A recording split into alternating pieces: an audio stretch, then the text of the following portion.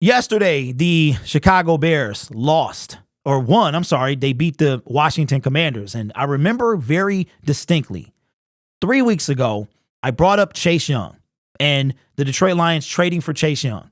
And it was, Washington they're 2-0. They're not going to trade Chase. Well, now they're 2-3. They've lost 3 in a row, and they lost to the lowly Bears. I just got to say this. Could you imagine being the team that loses to a team that had lost 14 in a row?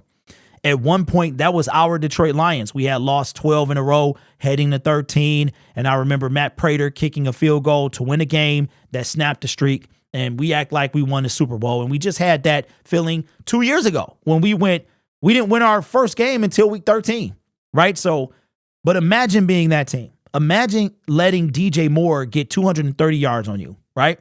After starting 0-2. So I think the Commanders are nearing fire sale.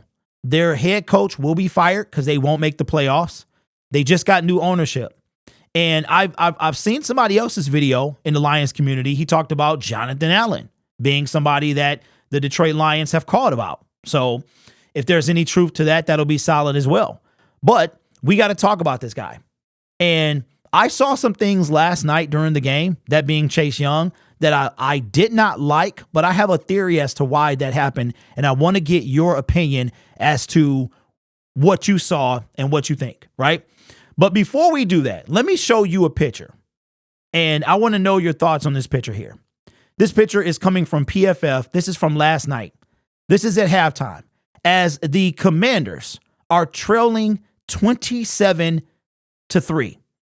And I don't know about y'all, but that score was very reminiscent of last week. The exact same score as the Detroit Lions over the Green Bay Packers heading into halftime. So that was interesting. But that is one defensive end, Chase Young. Now, Chase Young didn't really look himself last night. He looked like he might not have been giving it his all. And I have a theory as to why that might have been. And I'm wondering, does he still fit if this is the case? But look at that face. That's the face you make, okay?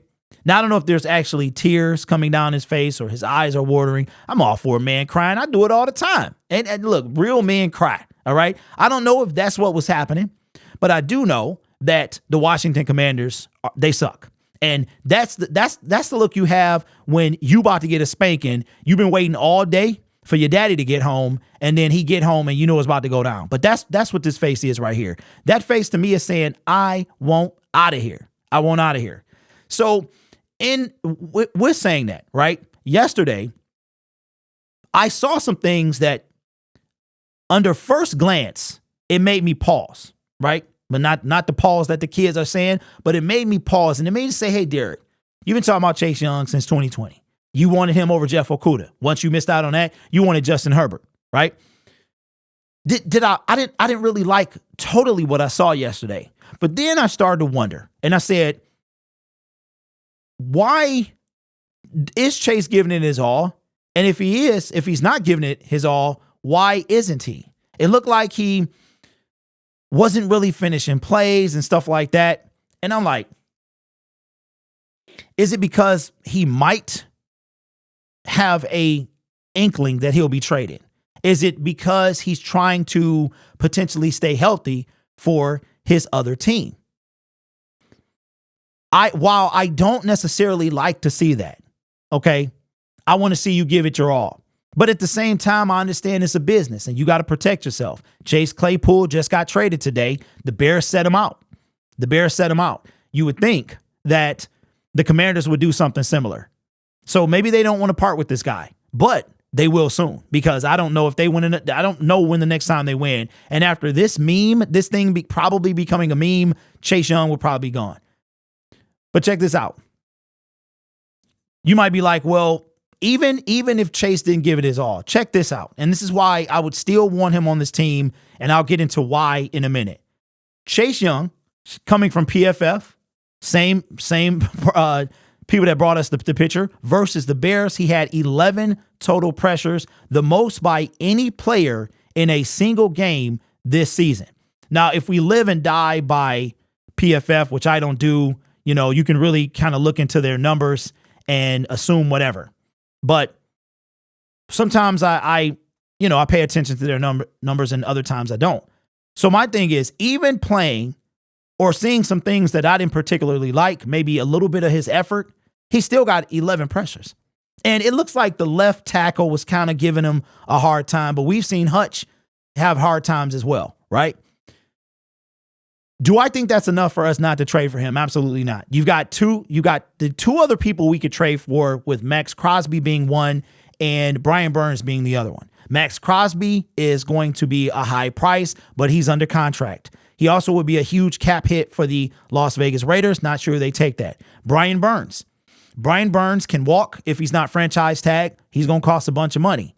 Then you got Chase Young, to me, who sits right in the middle of both those two players. He can be tagged. He will be a free agent. He's not going to cost you as much as Brian Burns. He's not going to cost you as much as Max Crosby either. Max comes with the contract. These other two guys don't. But Brian's going to come without a contract, but a hefty price tag, right? So is Max. So you got this guy sitting right in the middle. I think what Chase Young needs, he has 2.5 sacks on the season. That's missing a game. I think Hutch has 3.5 playing all of them, right? Now, I'm not a Chase Young defender. I'm just simply saying I think he needs a change of scenery. And for me, if Brad Holmes makes this move, I'm not mad. I'm not mad at all. Hutch, number 97, the person who wears 99 right now, Julian Okwara, is no longer on our team. Chase gets that number, book in with 2, an Ohio State stud and a Michigan stud, and we are wreaking havoc on the NFL. So let me know your comments. Let me see what we're saying in the chat. He looked pretty good last night from what I saw. Yeah, you know what, Evan? He looked good to me too, but it was some times that I saw him maybe not go as hard as he could go. And maybe that's because he didn't want to get hurt. I'm not sure.